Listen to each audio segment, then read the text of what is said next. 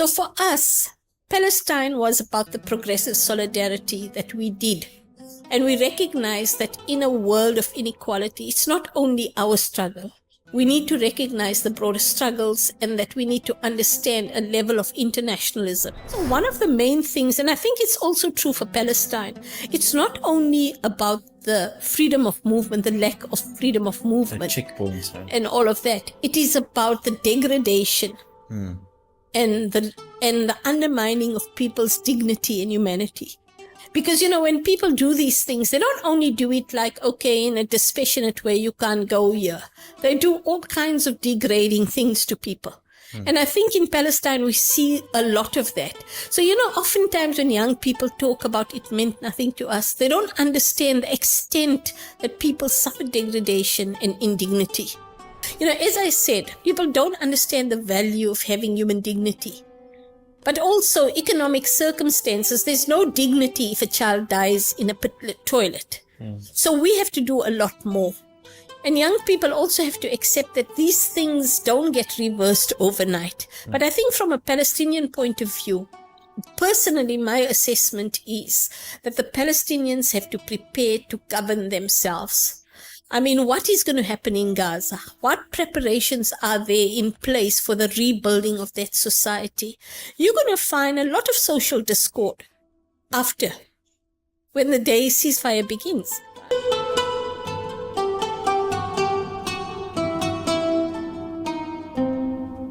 Our guest Fazela Mohomed began her activism journey in the 1970s, rooted deeply in a household infused with political discourse, over a career that boasts 20 years in the South African Parliament. She is first-hand witness to the drafting of the South African Constitution. Fazela's activism was ignited by the tragic death of Steve Biko, which led her to organizing a protest that resulted in her arrest. Her stories span from humorous incidents to tense encounters, providing a rich tapestry of the struggle against apartheid. And now, let's dive in and talk to Fazela. Fazela, thank you so much for coming to our show. It's an honor to have you. Can you tell us a bit about your early days, your small household, and your siblings, your parents? I believe that you had like an interesting relationship between your dad and your mom. I don't know which one was the firmest and which one was the softest. Well, thank you very much for having me, Aziz. It's always a pleasure to talk with you. Well, I come from reasonable, humble beginnings. I mean, we were not wealthy people, but we had a good childhood. I'm one of 5 children. And so we grew up in Lenasia, which was an Indian township in South Africa, in Johannesburg. Right? So we grew up there. We grew up with a father who was very politicized. My father was involved in the passive resistance movement of 1948, where Indians protested, you needed a permit to cross the border from one province to the other. And my father was one of the people who defied that. He was underage, so he lied about his age because he didn't want to get, in those days, if you were underage and you committed, a crime, they gave you 6 lashes with a sjambok, with a whip. So he said no, he was 18, but he was 16 at the time. And he went with his best friend and they went to resist apartheid. But my father always, even when we were little, he carried us on his shoulders and he used to say, we are marching to Pretoria. In other words, we're marching to go and take over government. So we grew up with this notion that this is a fundamentally unequal society and an unjust society. Because, many of our neighbors' children often said that, we ate curry khichdi on a particular day. Curry khichdi is a kind of basic Gujarati food with rice and a whole lot of accompaniments. And everybody in our neighborhood said we ate curry khichdi with politics every single day. So this is really the story of my young life. Yeah. And I believe that you had an interesting relationship with your mom, especially that many times she wasn't happy about you.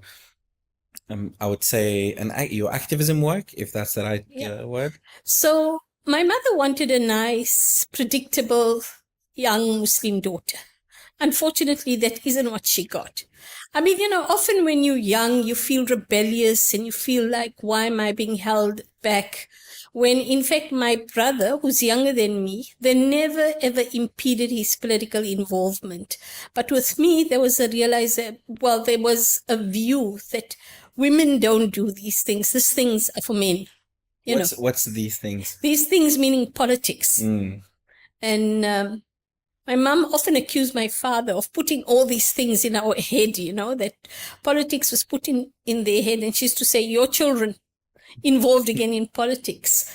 I remember once that I was arrested.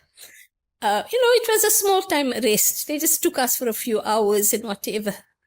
And I was on the front page of the Lenasia Times. Which is like a big news. It's a community newsletter. And my mother is like, why? Now everybody knows you in politics, But I mean, I think she came from a place where she just wanted to protect me. I mean, when you grow older, you realize they come from a place where they only want what's best for you. But when you're young and impetuous and all of that, you just think, and I mean, I really believed in freedom for women. So it was a clash of cultures, I think, in a way, a generational culture. So yeah, we did. But I just found my way into politics because I loved it. And as my mother used to say, when she, in later life, she said, I can't stop you. It's in your blood now. Did you take anything from your mom? I mean, you didn't take politics, but was there any specific things that you grew up with from your mom's side? Yeah, my mom was enormously generous. And it came from her father. My grandfather, my maternal grandfather, was known. He had a stroke in his old age, and often he would sit outside. And if he saw like a hungry child outside, he would just tell my mother and them, Mohammed, which is my brother's name. And then my mother would come and then he says, give him food. And my mother was the same.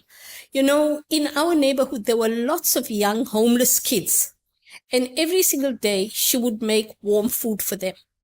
She'd give them food and whatever. So she had a generosity of spirit, which really made her quite amazing, Now, after she passed away, many people came to say to us how much she helped them. So I think, the thing is that politics is an abstract idea, but day-to-day humanity is something else. So, yeah. If we want to go from the childhood to moving into university, I believe you applied to Wits University. Yeah. You didn't study at Wits University, though. No. You see, in those days, right, you needed ministerial permission to study at a white university, or else you had to go to University of Durban, Westville, which was the allocated university for Indian people. But they did give many people, the opportunity to study at Wits. But there was random, apartheid was quite a random thing. You could never work out why they would refuse you. But I think, and I don't know if it's true, if they were that organized or whatever, when you later in life, you think, okay, they're not that organized, but they refused permission for me to study at Wits. But just 3 months before that, I was arrested at 16 for riotous assembly. I believe it was around Steve Biko. Yeah, it was around the death of Steve Biko and the banning of the World newspaper. So a whole lot of us, we also wanted to join the struggle from Lens. Who Well, at that time, the Black Consciousness movement was quite active. The ANC was banned and there was very little present for kind of what we called Congress politics. I had come from a tradition of Congress, but I mean, I wanted to join, and the Black Consciousness Movement was there, and they had heady ideas. So there was a group there, and somebody asked me if I could go and hand out pamphlets in the high school. And I went there. I got caught by the school principal. But yes, we went to go and do a demonstration outside some place called the Barn. You know, it was just a random place. We didn't even know where to go to protest. If I think about it now, we could have gone to maybe some government building. But we went to this building in the middle of nowhere. We convened there. And when we arrived there, the police were there. And they arrested us. They were waiting for you. They were waiting for us. And then they just said, in terms of the Riot Assembly Act, you've got 3 minutes to disperse. And we're like, no, we're staying. And the next thing, they just bundled us all into the police vans and took us to John Foster Square and locked us up. Now, you know the thing about John Foster Square. You know, in those days, they called it, watch out for flying Indians. Sorry, explain that. So, John Foster Square was a place where it wasn't Babla Saluji, it was Ahmed Timur. He was thrown off the building there and murdered. And so there was like this joke, you know, when people get into detention, especially at John Foster Square, they people throw. So like people are telling us, watch out, you know. So yeah, that's really the story. Were your parents not scared, and that incident didn't like give you like an alarm stop or? So it's actually it was very difficult time for me, not because I was afraid, but as it happened, my father had a heart attack at the same time, and my mum had come to the funeral. Right, of a family friend. And so my mum had to rush back to go back. My parents lived at that time outside Johannesburg, 2.5 hours in a place called Warm Baths. So my mum rushed back to my father because he wasn't well and he was in hospital. And as he's in hospital, he reads the news. 15 children arrested, or 20, I don't know the exact number, arrested in Indonesia. So my mum had not told him anything because she didn't want to alarm him. And he says, I'm sure Fazila is in that lot. He knew it. Eh? He knew it. And then my mom said yes to him. Then my cousins came to, because now everybody's parents were downstairs, John Foster Square, and sending food up and all of that. And one of my cousins, not much older than me, is standing outside and saying, hey, Fazila, your father had a heart attack. Ooh. So it was very horrible for me because I was so concerned, and there was like an implication that my arrest had caused that. But it wasn't the case. It was 2 separate incidences. So that was, yeah. So it was, but I mean, otherwise it was like a bit of an adventure in a way. You know, when you're young, going to jail, obviously they didn't really beat us up or whatever. They just threw us in a cell. And we were frightened because, I mean, you know, the draconian laws at the time, you could get a 90 days detention. What was the law? It was called, there was like, it was a detention without trial. I think they had the Suppression of Communism Act, Terrorism Act, and whoever was involved in politics, if they just decided they're going to give you 6 months. But I think they realized we were also stupid school children, you know. So, yeah. Fazila, what role did your brother play in the activism and in the struggle, if we would say? So, well, my brother is 2 years younger than me. And so, you know, I was 16 at the time. So he was 14. He only got involved a little later during the 1980s. In the 1980-81, there were the school boycotts in Indonesia, you know. And he was a student leader. Indonesia is an area in Johannesburg. Yeah, that's where we lived. And he was in high school there, and he was very active. He was SRC president, and they played a big role in you know, assisting with the boycott, taking the boycott to other areas, coordinating it. So he had a massive role to play. He was also detained, I mean, in the 1980s a number of times. Did that affect you, or did that improve this passion for activism?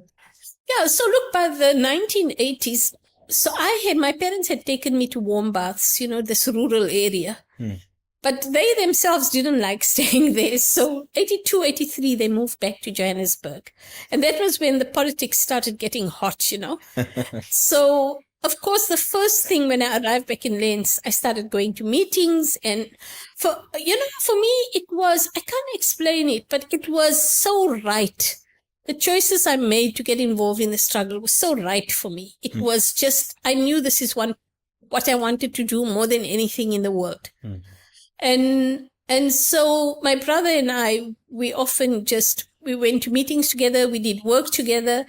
I think he didn't quite like having his sister tagging along wherever he was. But I mean, I was an activist in my own right. He was an activist. He had a much higher political profile than I did.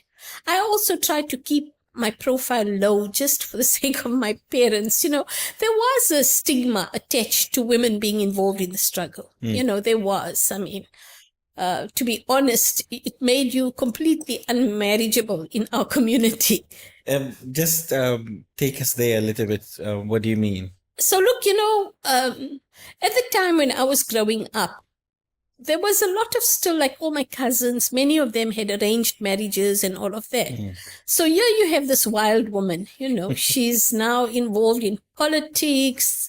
Like, I mean, there was a time when I went to stay with one of my cousins and, like, it's just not done. This is not what Muslim young women do. They all go around, being all meek and mild and polite. To the culture and to the aunties. Yeah. And of course, the story about the aunties. The aunties are the biggest enforcers of cultural norms, as you know. Because, so I tried to keep a low profile, but I still remained active. And I did it, wholeheartedly. I never stinted in my involvement. Do you regret it? Not at all. If I had every single day again, I would do it and more. And I would be smarter if I know what I know now. Fazela, before I go to the parliament, which is like a massive, stone in your life, if that's the right term, I wanna talk about like a story once you mentioned to me.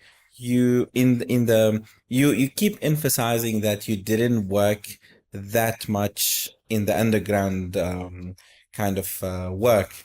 I just want to firstly, if you can explain to us what is the underground work, and can you tell us about the story with Cyril that you participated in? So, well, look, there were comrades that I worked with every day. One of the things, I worked full-time for the Transvaal Indian Congress, which was an affiliate of the United Democratic Front, right? And I worked with a colleague, Ismail Moniat. He was just brilliant in everything he did. And, we ran everyday struggles. And that was the kind of open, let's say, the legal part. Then there were many other times. So I was not actively recruited much to my regret, I must tell you at the time, in MK structures or anything like that. Sorry, but just can you explain what is the MK? MK is the armed wing of the ANC. So I wasn't recruited. I know many other people who were recruited, but I wasn't recruited. But what I wasn't aware at the time was that I was taking these top secret messages to people like Cyril, who's the current president of South Africa, Cyril Ramaphosa. I was taking messages to Halima Motlanthe, who was also. And at that time, there was Mecca Maharaj, who was one of the most wanted people, Joe Slovo, who was like the number one wanted person in South Africa. How did it happen? Did you know that you're carrying like secret messages? No. I decided I'm going to be disciplined. Thank God for that.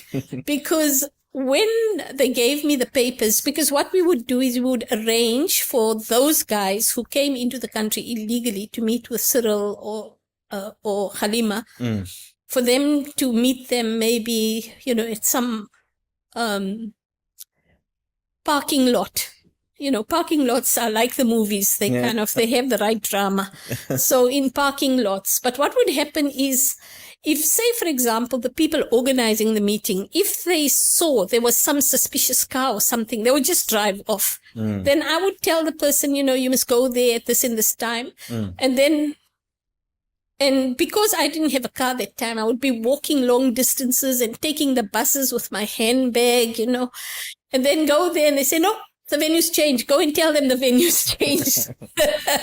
So I would go then. And so I took the messages. And that was during the time when I think they were engaging with people about Operation Vula and its operations in the country. Now, as you know, the struggle had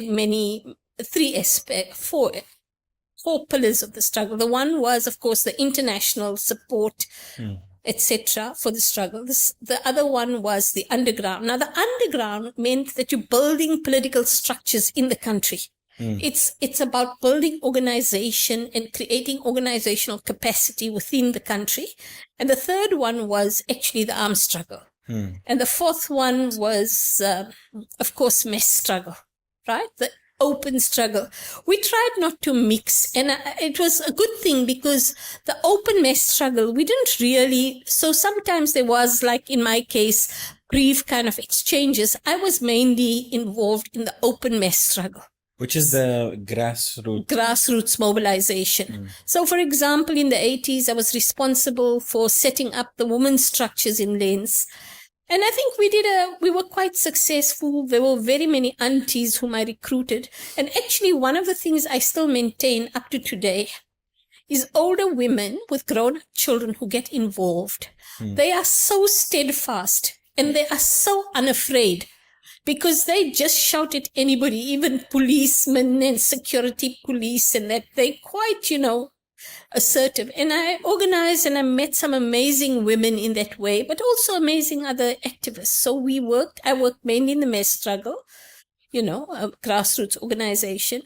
And then I had a little foray into that. I was fortunate also. I was one of the people, I think it was around 87, 88. We went to Lusaka to meet the ANC when the ANC was banned in a public way. So you told me you met like interesting people there. Yeah, I did. We met.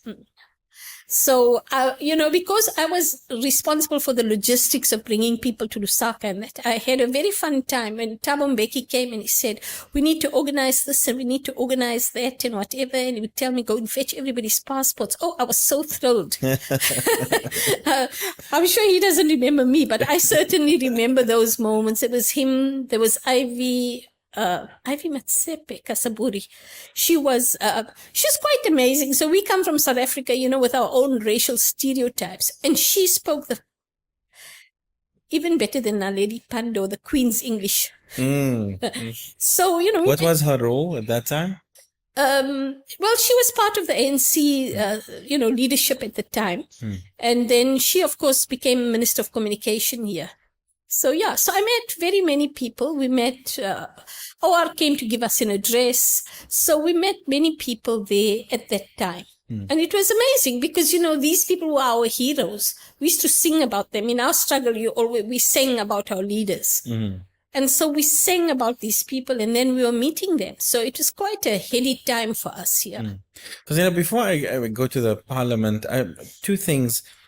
The singing culture in South Africa, whether and it's not related to a certain religion or to a certain color. It's a culture between every South African, and it comes from apartheid as well. Can you tell us a little bit about it? So you see, one of the things that we did in the struggle is we did the toy toy, and the toy toy was actually, it had emerged.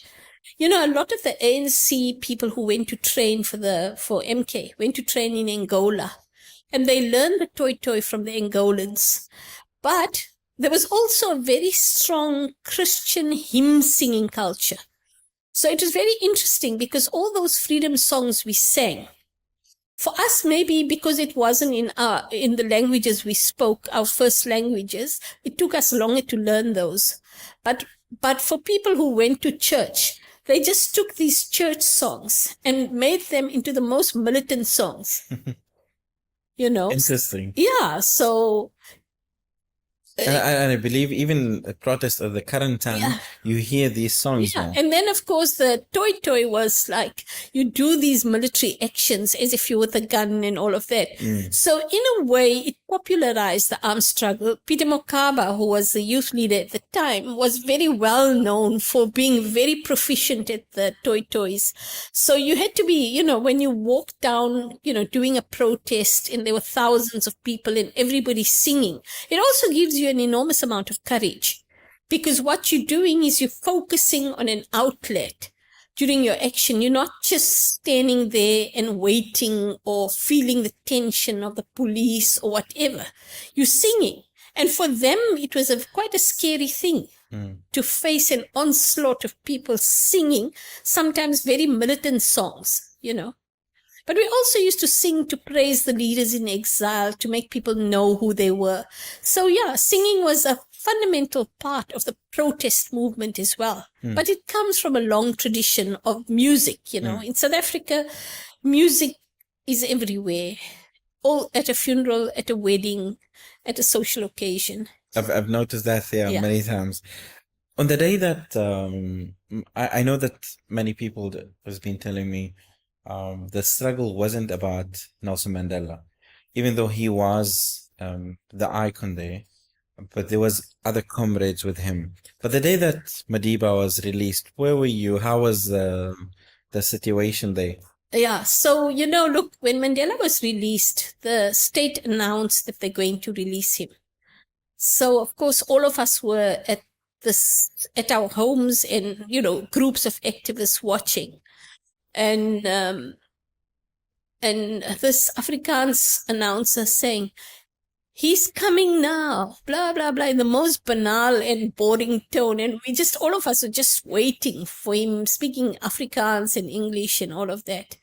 And then Mandela emerged with what they call the welcoming committee, which Cyril Ramaphosa was part of. He was part of the welcoming committee of Madiba.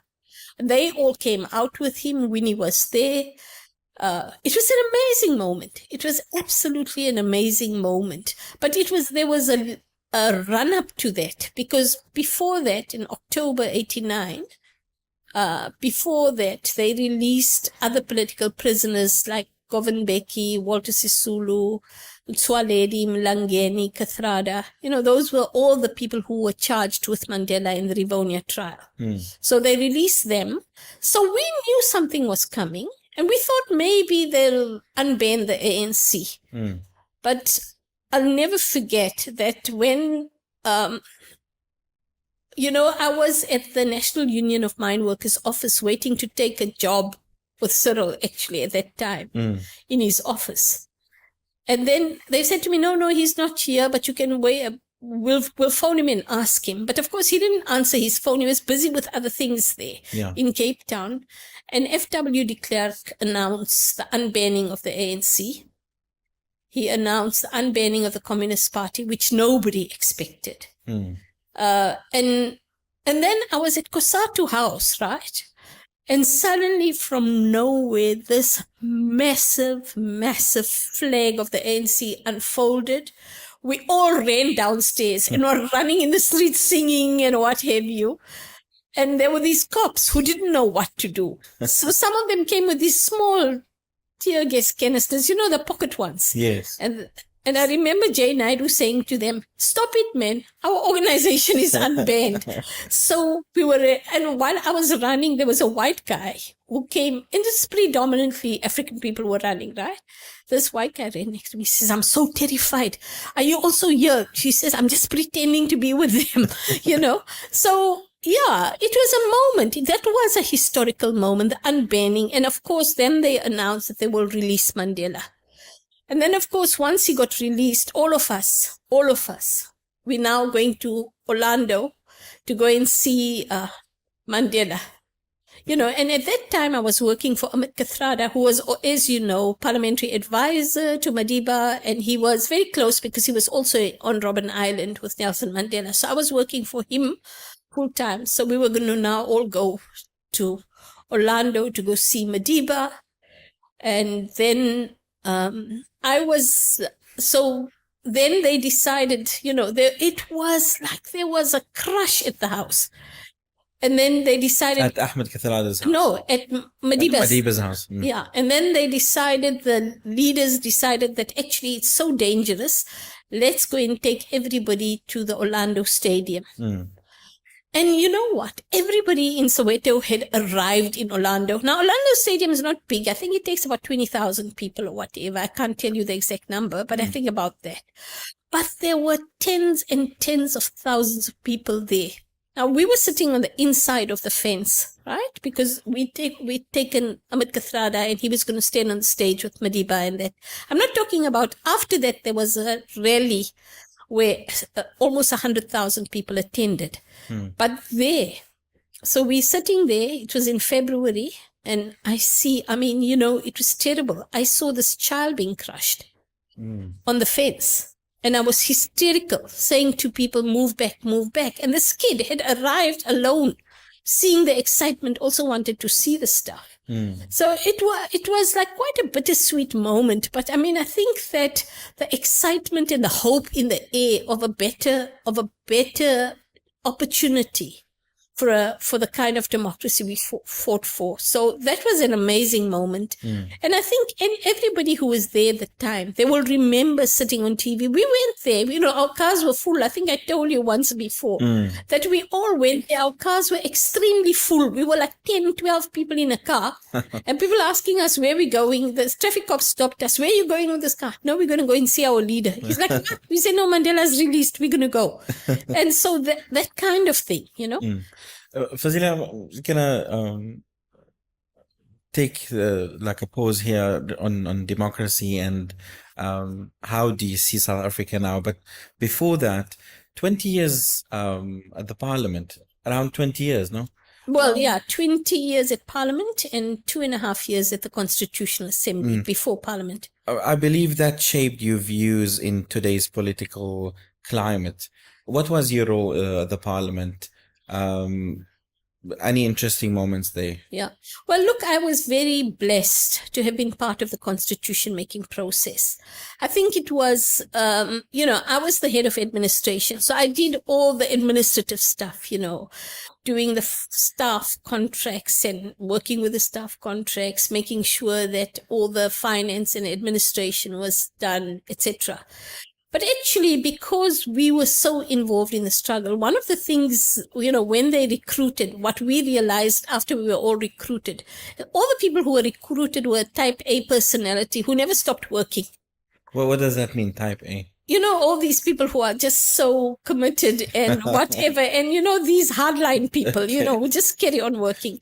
And so, you know, it would have been nothing to come to the Constitutional Assembly at an ordinary weekday night to find the offices full and everybody there working till 10 o'clock at night. Remember that we had called from 86, 87, but I mean, one of the fundamental demands was the call for a constituent assembly that will write the new constitution. So for us, it was a historic time. And we had, I mean, there was like, you know, everybody was there and everybody was saying, this is the social contract that we're writing for our society. And so we all understood that. And, you know, we attended as many meetings as we could. We were there when the processes unfold. Sometimes when the negotiations would go up until 3 o'clock in the morning, we would be sitting on the top of the gallery in the old assembly building in Parliament and sit there between the seats and sleep because we were so tired because we were working the whole day. And it was amazing. I mean, I think it was one of the most amazing times in my life. I mean, the struggle was heady and exciting, but the Constitutional Assembly was also great. And then, of course, once the Constitution was adopted, I was one of 2 or 3 people that were we were about 5 or 6 people that were left. Part of our job was the nicest thing I did before I left the Constitutional Assembly, you know, when it folded, was actually we distributed 1 or 2 million copies of the Constitution. And the logistics was just amazing because, you know, in South Africa, in different areas, people speak different languages. We have 11 official languages. So to work out the logistics of what language goes to which area in the quantity, and we had like plan A, plan B. If people in Joburg are not taking all the Zulu constitutions, we'll send it to KZN. But in the second day, all the constitutions were gone. They're all gone. People had collected them from the post offices. So, for us, that was an indication that there was an interest in the kind of society we were building. The Constitution was written so that it could be understood by people who finished Standard 8 in school. It means 10 years of schooling. I believe, Fazila, on this note, we spoke before. You told me, I'm not sure how accurate this information, even you mentioned that the South African Constitution is one of the best in the world. How is it one of the best in the world in one of the most unequal countries in the world? Is there any contrast between this and that? So the Constitution requires that socioeconomic rights are realizable. In other words, no other constitution talks about the right to socioeconomic rights, the question of housing. So if you look at right at the beginning, the Grootboom case, the requirement of the state to provide housing. And the state has built over the years more than 5 million housing units. So the thing is that what the Constitution says, that these socio-economic rights is realizable and that the state must ensure. So that is a very progressive part. And I think that there are all these other things about the notions of equality, the notions of justice, even if you're accused, you must have justice, And I think that those are, and also the notion of kind of equality in the society and a question of non-racialism, even with the realization that there needs to be some level of reparation and whatever. So all of those things are not in other constitutions. They're very important. They reflect our response to decades of apartheid. On the point of the inequality still existing in our society, you must understand that we have had inequality entrenched in 300 years. And I think that, and it's not an excuse. It's not easy. Apartheid deliberately made sure that people were uneducated, especially kind of the African population. It made sure that, people are, so basic things like in every other society, in every other society, people who are poorest live nearest the city. Because then they save on bus fare for getting jobs and all of that. Here, the apartheid regime systematically removed people from kind of city areas. So if you go to Soweto, it's about 25, 30 kilometers from the CBD in Johannesburg. And so when people have to travel, they have enormous cost in traveling. And because they also wanted to control the movement, under apartheid, public transport was not considered at all, And so that's why there was a kind of response to the lack of transport by this, mini taxis, etc. So these things are not easily solved. It'll take time. Yeah. Fazila, where does Palestine fit in your life? You're well known of your massive support and activism on the Palestinian issue. And you hosted a lot of people regarding that. You spoke in many occasions about it. When did it start firstly? Well, look, in the 1980s, we all owned a Palestinian scarf. Was that like a trademark? It was like a trademark. Our struggle linked to the Palestinian struggle. We know that when Oliver Tambo raised the questions of the inequality in South Africa and Namibia, it was in the 70s in the UN. He raised the question of Palestine. So for us, Palestine was about the progressive solidarity that we did. And we recognize that in a world of inequality, it's not only our struggle. We need to recognize the broader struggles and that we need to understand a level of internationalism. So it was inculcated into us politically. So, in the early years, we were so involved in the politics of South Africa. getting the work done. And I mean, eventually I became a civil servant. So I wasn't really involved in political party activity, but I was involved in what I thought was building a democratic South Africa. As the registrar of members' interests, dealing with the ethics, etc. But then Ahmed Kathrada had been asked by the Marwan Barghouti's family if they could have had an event calling for the release of Marwan Barghouti on Robben Island. This was when exactly?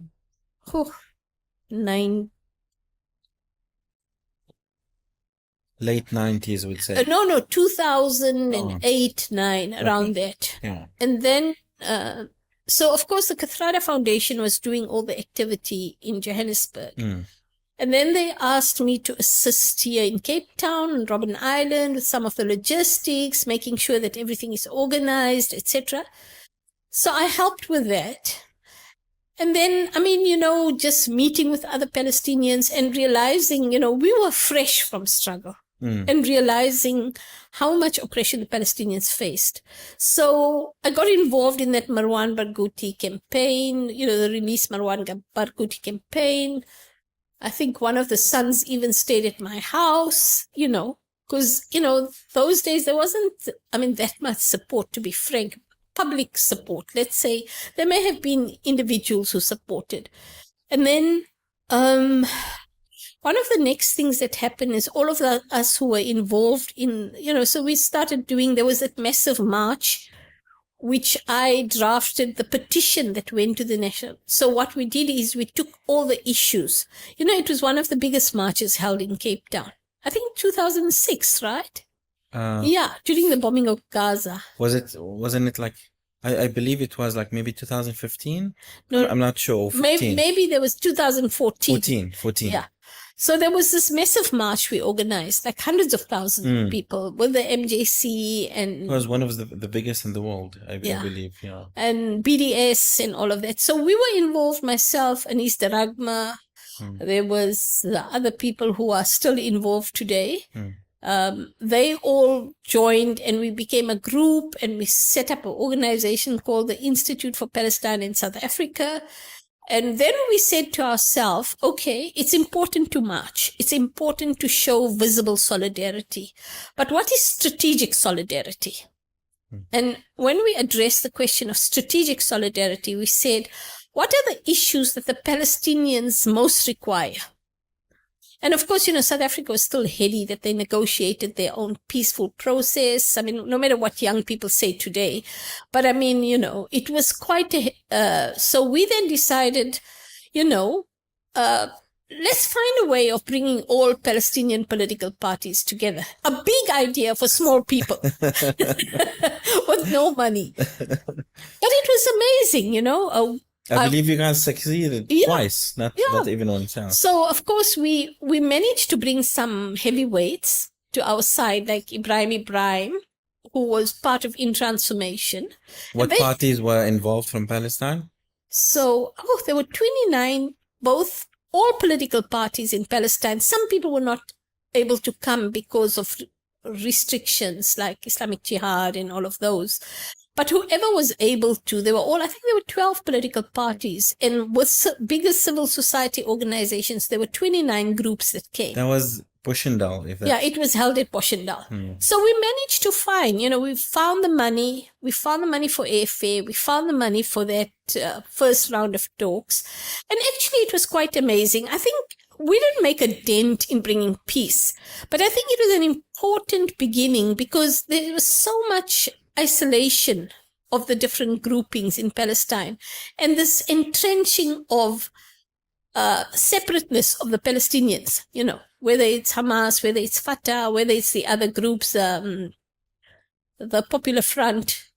So all of these groups, many of them hadn't had an opportunity to meet each other. There were people from the 48 area. And I think it was quite an amazing synergy, and we wanted out of that process to emerge some kind of agreement, not a kind of unity, but an agreement of a unity on a program of action. That was our objective. And I think there was some agreement, but I think the political contradictions between the groups were too much. Because also there was perceptions that peace could undermine the legitimacy of one group or undermine the popularity of one group. And so, of course, those are kind of big problems in politics. And so we're not able to solve that, but at least there was an agreement to have a next round. And I think that it was an important moment. One of the things we did a lot of work to get people to come. I went to Palestine myself to meet with civil society people and organizations, and it was amazing. And what struck me the second time, we brought much more, we brought political leaders, but also we brought many more young people. And it was quite interesting the second round, because young people also showed, from across party lines, that there's a much more interest in building like Palestinian unity. I think at that time there was more scope than perhaps there is now. I was gonna go there now, like with the situations happening. Gaza's under like a massive bombing for the last 10 months now. Yeah. Would you say that there's still potential for something similar, or it's a different tactics now? No, I think that if you look at what's happened recently in China, that's an important step forward. But I think there are vested interests, and those vested interests relate to financial interest. And I think the vested interest of those parties who obtain salaries from the Israeli apartheid state, those people who are co-opted by some of the not so progressive Arab countries, who want these people to remain in power, to dilute the resistance. I think those people, you're not going to change their mind. I think people will have to boot them out, quite frankly. And then you have a better chance of peace. Because actually, it's only legitimate people who are honest and have integrity that can actually work a process to bring unity. But if there's no integrity in the process, and I think that there's a lot of disillusionment with politicians. On that note, just two things I wanted some clarity from you, Fazila. There's this concept of the Dum Pass that South Africa had. If you can tell us what is it, and because Palestine has like a similar kind of concept, and also a lot of the current leader or the leaders who participated in the struggle in South Africa were called like traitors or sellouts. Some of them were that, some of them were not. But the idea that the youth are seeing now in the country might tell them that because the country didn't improve that much in what we can see now, it means that our leaders sold us out. Where in relation to Palestine, where do you see these ideas fit? No, look, well, let's start with the question of kind of these freedom, restriction of movement, right? In South Africa in the 70s, 60s and 70s, eventually that was eroded because people just ignored it, right?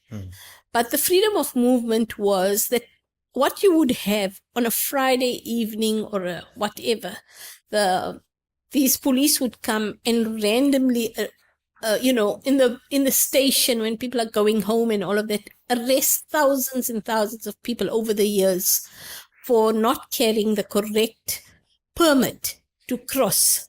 The South Africans call it the Dom Pass. Dom means stupid. So the Dom Pass was a stupid thing. People saw it as stupid. In the 70s, in some areas, they even had what they call white by night. So African people couldn't go to particular areas at night. Because it was white by night. Ah. So there was this white by night, there was restriction of movement, and passes were only given based on the economic needs of whites. It was never about the family life of African people. The husband is here, the children are removed, all of that. It was based on propping up this racist economy. So the removal of that, and also one of the main things, and I think it's also true for Palestine, it's not only about the freedom of movement, the lack of freedom of movement, checkpoints, and all of that. It is about the degradation and the undermining of people's dignity and humanity. Because, when people do these things, they don't only do it like, okay, in a dispassionate way, you can't go here. They do all kinds of degrading things to people. And I think in Palestine, we see a lot of that. So, oftentimes when young people talk about it meant nothing to us, they don't understand the extent that people suffer degradation and indignity. And dignity is very important for your sense of humanity, your own personal sense of humanity. You see, they don't know it because they never experienced it and they don't miss it. And regarding the second question on the leaders and in comparison to Palestine, yeah. Well, look, there was a long debate in the early 1980s on whether we should participate or whether we shouldn't. There was a view that if you enter the state, you can cause it to collapse, you can participate. But at the Morogoro conference of the ANC, there was a decision taken that the ANC shouldn't participate in the apartheid state. And once there was a formal decision at the policy conference of the ANC, everybody was bound by that decision. And that the decision was that you don't participate in apartheid structures. And then when, of course, the South African state at the time tried to co-opt the Indian and so-called colored minorities into the apartheid state, a big part of our activity was actually mobilizing against that co-option.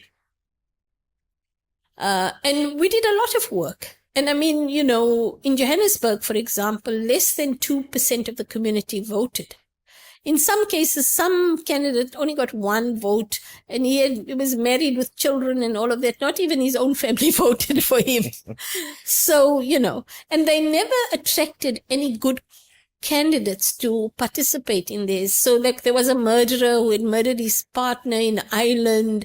There were all kinds of gangsters who had entered the tricameral parliament at the time. So what you had was a complete failure from their point of view to gain legitimacy for the co-option of their people, co-option of people into the apartheid state. And of course, there were repercussions. The Umkhonto we Sizwe went for some people, they bombed them. But by the way, the state also bombed our people. So it wasn't just like that. But I mean, I think there was quite an important line. You see, you can have a debate about anything. What is a strategy or what is a tactic related to entryism in the state, whether it can do good or bad or whatever. But in the end, if there is a decision of the organization, that principal decision must remain. Lastly, Fazila, if you can give us an advice about for South Africans who can see that South Africa, you mentioned that there was like a massive improvement from the apartheid era, but also there's a lack of trust between the youth, the people, and the leaders. And where do you see Palestine fits in the future? The new government now in South Africa. Well, look, I think, it's a pity that the vote went the way it did, that people. But one of the things you have to remember is that the people have spoken. So when the people speak, we are duty bound to listen to what the people say. Democracy doesn't mean it's only for the educated. Democracy means it's for everyone. And even if you don't like the results, you must accept it. But I think one of the most important things that you think in a society, as I said, people don't understand the value of having human dignity. But also economic circumstances. There's no dignity if a child dies in a toilet. So we have to do a lot more. And young people also have to accept that these things don't get reversed overnight. But I think from a Palestinian point of view, personally, my assessment is that the Palestinians have to prepare to govern themselves. I mean, what is going to happen in Gaza? What preparations are there in place for the rebuilding of that society? You're going to find a lot of social discord after, when the day ceasefire begins, right? It's going to take years to rebuild education. What's going to happen to that lost generation? We lost a generation to education. and it affected us. So what's going to happen? So I think there's really something fundamentally important. Also, when we were doing politics, news wasn't as quick, and today, yesterday I was watching TV and CNN, and they said, Trump said 20 things. Out of there, like 15, 16 things were blatant lies. It wasn't even like half truths. It was blatant lies. And in a social media, if people are influenced very easily, and there's blatant lies. But remember, the same concerns was when TV came out. There was the same concern that people are watching these people, information's coming into their houses, they're influenced by lies. So what we need to do is you need to make sure that young people have critical thinking. When something comes across, they need to ask themselves critically. But in South Africa, as people's lives improve, some people's lives improve, others whose lives have not been improved, legitimately ask, why hasn't our lives improved? And because of the complexity of South Africa, some of it is around race. So they'll say, yeah, this race is doing better than this one. We are left behind. And then there's that identity and racial politics, which all comes in. So I think that we must understand where the discord comes from, but we have a duty and an obligation to serve our people. That's what we fought for. That our people must live better and prosper better in our society post-apartheid. So you think now with this current situation, this government will have the same ideology that the freedom fighters leaders had, in a way or another? Or they're going to carry the same ideology? No, look, I think that we're sitting in a difficult situation. And the reality is that all the people who voted, right? I saw a recent document by Mapungubwe Institute, and where they say that the Congress tradition, we may not say that MK is part of the Congress tradition, but those voters, whether they understood or not understood, but they understood that they're voting for the Congress tradition. The EFF voters also come from the ANC and the Congress tradition. So if you look at the vote on the Congress tradition, ideologically, from a party point of view and the voting point of view, it's different. But from an ideological point of view, there is more than 60% support for the idea of liberation and the liberation movements. So those ideas of the liberation movement. The other small minority parties, actually, they've remained the same, the white minority parties, etc. So I think that still, I think that there has been a breakdown of trust, some of it through kind of state capture, some of it through arrogance, when leadership's arrogant. I think many times today, leadership's afraid to face people. And I think that we need to make sure that we are more rooted in our community. We speak to our community and that we communicate to young people. If you look around the world, young people are very alienated. And why is this? It's not unique to South Africa. What is it that drives this alienation? And it's the way they're not communicated with. So, yeah, I think that's quite important. Fazela, thank you so much. We're out of time, but we really appreciate you sharing the stories, the memories, and this amazing experience that you had. All the best. Thanks a lot. Thank you, Aziz. Thank you for coming to our show. Thanks. Good luck with your show.